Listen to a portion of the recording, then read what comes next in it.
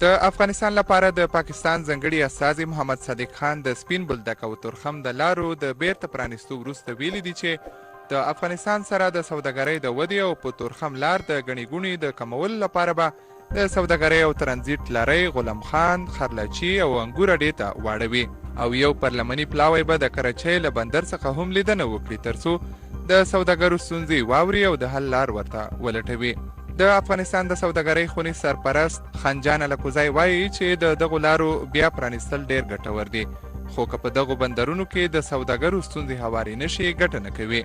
الکوزی وایي په تورخم، باړه او نورو ساحو کې په زورګونه موټر ولاړ دي او وایي د خیبر پښتونخوا حکومت بې تفاوته دی او هغلته ځینې زورور کسان دي چې موټر دروي او د هر موټر څخه تر 70,000 کلدارې اخلي. دی وایي د نرخونو د جګوالي له امله زموږ تجارت د پاکستان سره ورځ تر بلې کمیږي.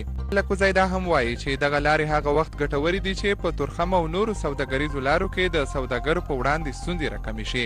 د هیله څرګنده کړه چې صادق خان به په کراچۍ بندر کې د سوداګرو ستونزې حل کړي. بلخوا ملي سوداګر وایي چې د پاکستان سره تړلو لارو ورته زیان رسولی د ملونو زورګونه موټر په لارو کې ولاړ دي. خو اوس چې پاکستان د دغو موټرو د تګ راتګ لپاره د غلام خان، خرلچي او انګور اډې لارې ټاکلي دي، دوی خوښ دي چې ملونه به یې په وخت ورسیږي، خو وایي چې دغه وعدې دې په عمل کې ثابتې شي. ښاغلی افغان وایي که دغه وعدې عملي شي د تجارانو ستونزې به تر 80% راکمې شي. دا په داسې حال کې ده چې تېره ورځ د چمن سپین بولدک ترمنځ پوله د افغان او پاکستاني چارواکو په سلا مشورو د څو میاشتو وروسته بیرته پرانیستل شوې. د عامو خلکو د تګ راتګ ترڅنګ به قانوني تجارتي لارۍ هم یوې بلې خواته اوړي. د پولې له پرانیستل کېدو سره سم زورګونه خلک یوې بلې خواته اوښتي دي چې تر پولې د اوښتلو لپاره د شناختي کارت او تذکرې شرط لازم ګڼل شوی.